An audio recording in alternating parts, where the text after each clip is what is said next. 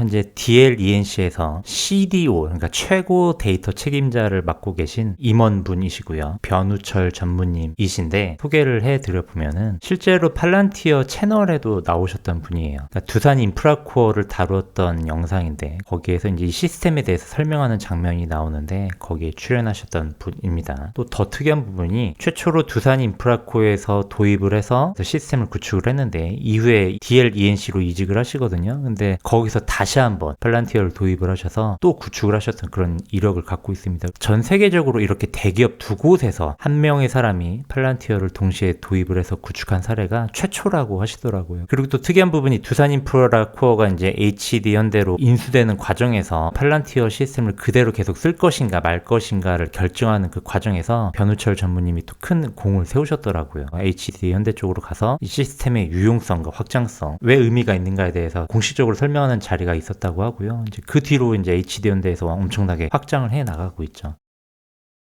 아마 2019년 정도였을 거예요. 파견 개발자가 이제 두산 인프라코어로 와서 같이 생활하면서 합동 프로젝트를 진행을 했는데 이 팔란티어 개발자 완전 신입 직원이 왔다라는 거예요.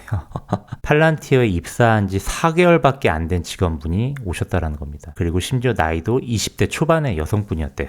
대학교 졸업한 지도 얼마 안 됐겠죠? 4개월 된 신입차가 와서 한국의 대기업의 전체 프로젝트를 이끌어가는 프로젝트에 가담을 한 게 된 겁니다. 신입 4개월밖에 안 됐으니까 이 건설업계 도메인 지식은 아예 모르는 상태였겠죠. 당연히 두산 인프라코어 입장에서는 반신반의하면서 이제 프로젝트를 같이 진행을 했는데 진행되는 과정에서 이제 깜짝 놀랄 만한 부분이 굉장히 많았더랍니다. 너무 똑똑하더라는 거예요. 이 시스템을 구축해가는 과정에서 막 여러 가지 솔루션들을 통합을 고민하는 이 과정에서 항상 이 FDE가 와서 이런 식으로 방향을 이끌어줬더라는 거예요. 도대체 무슨 문제를 해결하려고 이 시스템들을 다 통합을 하려고 하느냐. 항상 문제 정의에 맞춰서 방향을 이끌어줬더라는 거죠. 이 신입 직원이 이 대기업 전체 시스템의 방향을 이끌고 가더라는 거예요. 그래서 이 변우철 전무님도 이 신입 직원으로부터 배우는 게 굉장히 많았다라고 합니다. 또 되게 재미났던 이야기가 이제 프로젝트가 끝나고 회식을 함께 했었는데 FD 직원이 이렇게 얘기를 하더래요. 회식 자리에서 펑펑 울면서 이 프로젝트 같이 함께 하면서 자기를 성장시켜 줄 수 있게 해줘서 너무나 감사했다고.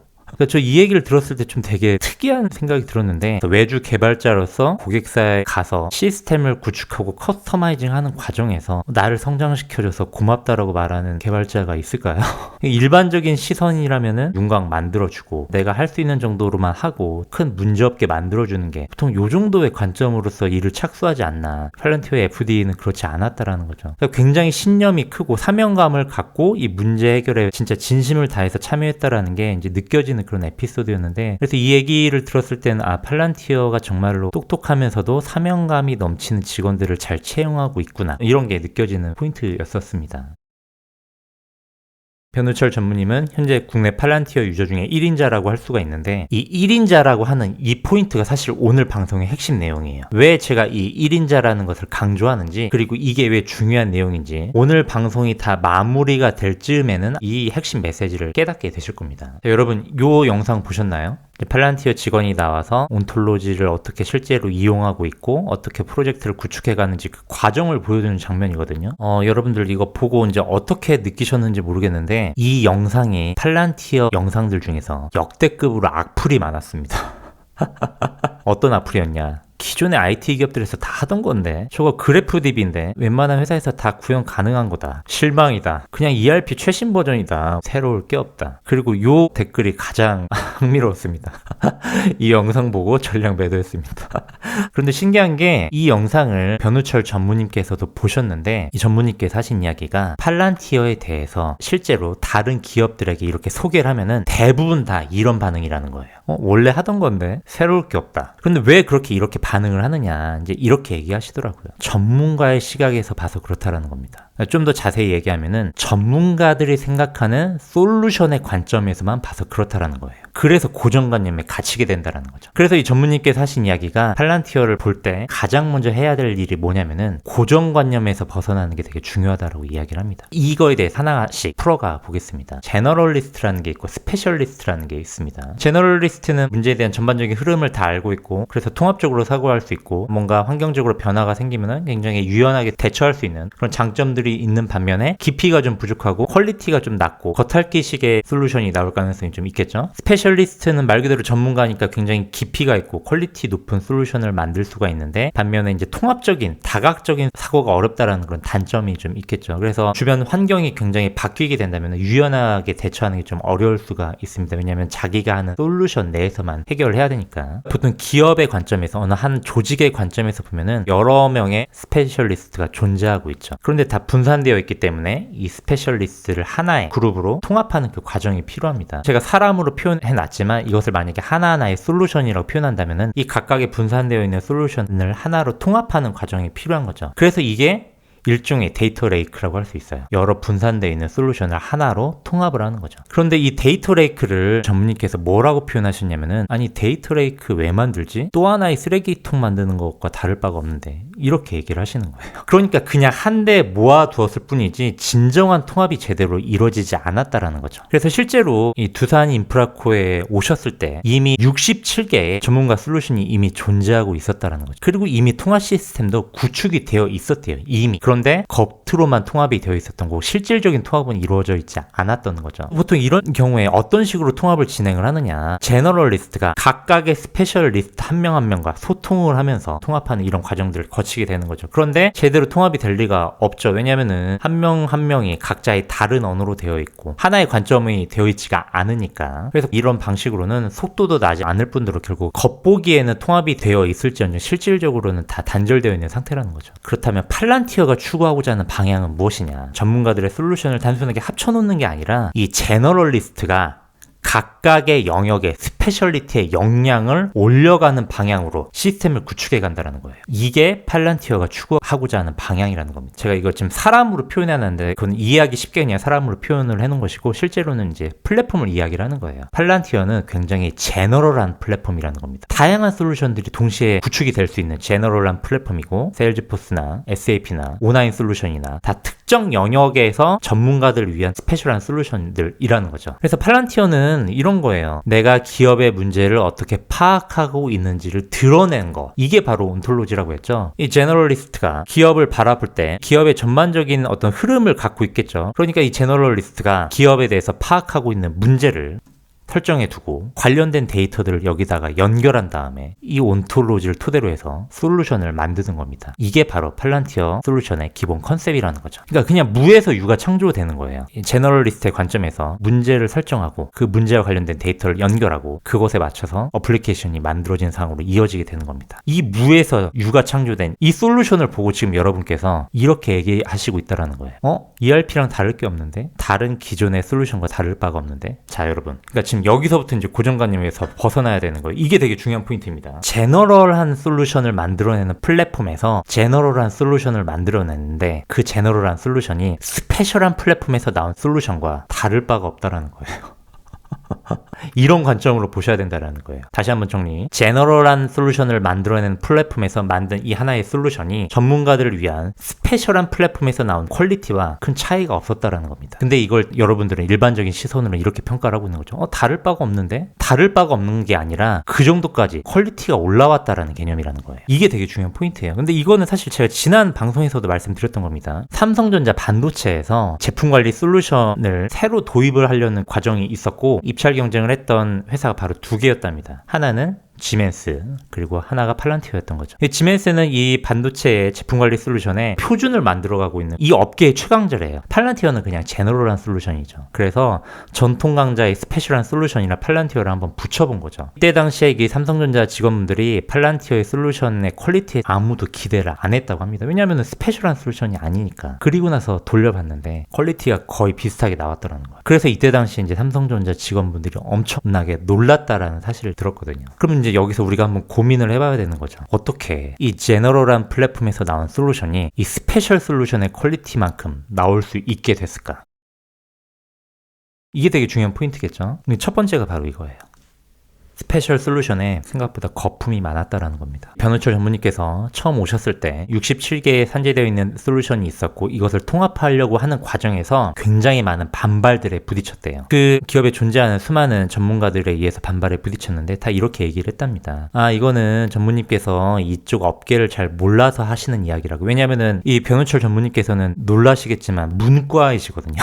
IT가 전문이 아닙니다. 어떤 한 직원분이 와서 우리 회사의 시스템 전체를 말도 안 되게 통합하려고 하니까 이 전문가들이 얼마나 반발이 심했겠어요. 그래서 이렇게 얘기를 했다는 거예요. 잘 모르셔서 하는 얘기입니다. 이쪽 업계를. 통합도 안 될 거고요. 그런 제너럴한 솔루션으로는 여기 절대로 안 굴러갑니다. 이제 이렇게 얘기를 했다라는 거죠. 그런데 통합이 되더라는 거죠.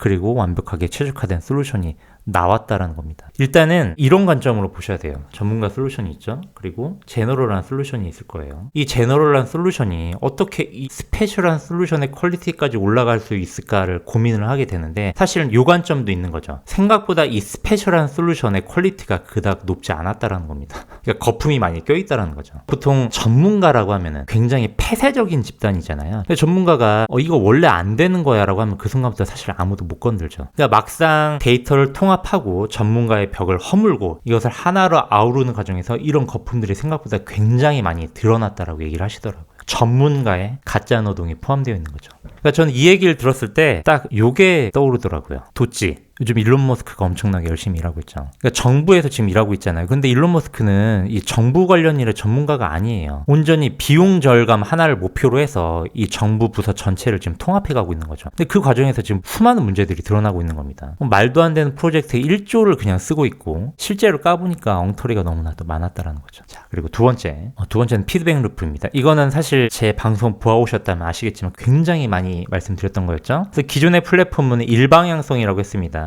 데이터가 있고 이 워크플로우를 따로 나와서 유저에게 보여지게 되죠. 그래서 그 내용을 보고 인사이트를 얻긴 하는데 새로운 의사결정을 이 시스템에 반영을 하지 못하는 거죠. 그런데 플란티어 시스템은 의사결정을 반영할 수 있는 이 창구들이 다 열려있다라고 했습니다. 그래서 의사결정을 하고 이 시스템을 변화시키고 이게 다시 새로 들어와서 새로운 인사이트를 주고 보다 더 나은 의사결정을 하고 그래서 이게 계속 피드백 루프가 된다고 말씀드렸었죠. 이 시스템이 개선을 일으킨다는 것은 약간 이런 개념입니다. 어플리케이션을 통해서 의사결정을 할 때 이 흐름을 따라가서 기존에 존재하는 데이터를 삭제하거나 새로 생성시키거나 바꾸거나 이동시키는 개념을 이야기를 하는 겁니다. 그래서 이 피드백 루프가 계속 이루어지게 되니까 점점 최적화가 이루어지게 되고 그로 인해서 이 제너럴한 솔루션이 점점 더 스페시픽한 방향으로 이제 이렇게 흘러가게 되는 거죠. 그리고 세 번째, 데이터의 윈저. 빌더라는 개념이 있다라고 제가 지난 방송에서 계속 이야기했었죠. 그러니까 그 기업의 도메인 지식만 있다면 노코드, 로우 코드 툴을 통해서 누구나 이 솔루션을 쉽게 만들 수 있거나 수정할 수 있다라고 얘기를 했습니다. 팔란티어 공식 계정에 오늘 떴는데 이 바이브 코딩이라는 개념이 나왔는데 이게 뭐냐면은 코딩을 프로그래밍 언어로 코딩하는 게 아니라 자연어로 코딩을 하는 거예요. 그래서 여기 보시면은 이렇게 자연어로 써 있는 게 보이죠? 그래서 이런 개념입니다. 온톨로지 레벨에서 뭐뭐뭐 만들어지 이렇게 치면은 프론트엔드 어플리케이션들이 만들어지게 되는 거죠. 그러니까 지금 이렇게 되면 어떻게 되겠어요? 온톨로지만 제대로 구축이 되어 있다면은 이 레벨에서 누구나 새로운 애플리케이션을 만들거나 수정을 할 수 있게 되니까 이 피드백 루프가 광범위한 지역에서 가속화될 수가 있겠죠. 이렇게 돼서 시스템 전체가 완전히 최적화된 방향으로 흘러가게 된다는 겁니다. 그래서 팔란티어에서는 이걸 뭐라고 얘기하냐면은 인간의 백 프로파게이션이라고 얘기를 해요. 한글로는 인간의 역전파다. 역전파는 이 딥러닝 인공신경망에서 나오는 개념이거든요. 그래서 고양이를 이 인공신경망에 넣었더니 결과값이 고양이는 20%다라고 이제 잘못 얘기를 하는 거죠. 이때 역전파가 이루어져서 이 시스템 인공신경망의 아키텍처를 다시 바꾸게 되는 겁니다. 근데 이 과정을 한 100만 번 정도 하게 되면 이때는 이제 인공신경망이 거의 이제 완벽에 가까워지게 최적화가 되는 과정인 거죠. 결국에는 이런 의사결정 하나하나가 이 시스템의 구조를 개선시키기 때문에 결국에는 인간 백 프로파게이션이 이루어지는 거고 결과적으로 인공신경망이 점점 완성되어 가는 것처럼 이 시스템도 전체적으로 최적화가 된다라고 이제 얘기를 이렇게 하는 거죠. 팔란티어에서 직접 하는 이야기입니다. 그러니까 팔란티어의 어떻게 보면 핵심 DNA를 보여주는 거기도 한데 애초부터가 제너럴한 플랫폼에서 시작된 포맷이었고 누구든지 의사결정을 통해서 피드백 루프가 이루어지고 있고 노코드 툴 그리고 아까 말씀드린 바이브 코딩 같은 이런 자연어를 통해서 솔루션을 구축해가는 이런 방향을 통해서 결과적으로 벽들이 다 깨져가고 있는 거죠. 그래서 아까 말씀드린 변우철 전무님께서 겪으셨던 경험들도 그렇고 그래서 팔란티어의 최대 경쟁자는 다른 경쟁 회사가 아니라 그 고객사의 직원들이라는 얘기가 계속 이제 반복적으로 나오는 겁니다.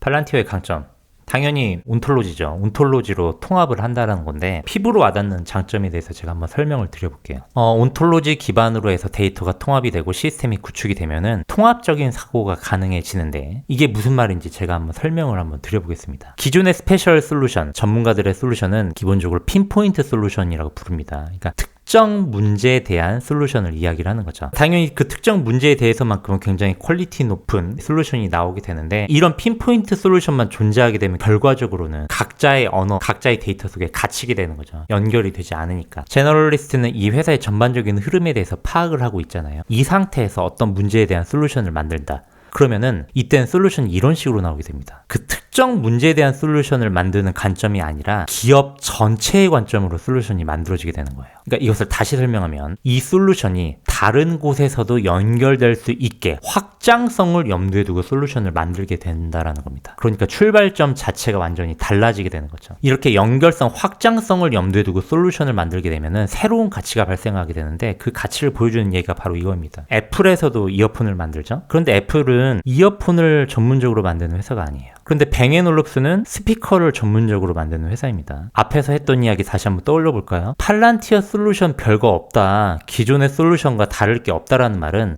애플에서 만든 이어폰이 뱅앤올룹슨에서 만든 이어폰이랑 별로 차이가 없네라 같은 이야기라는 거예요.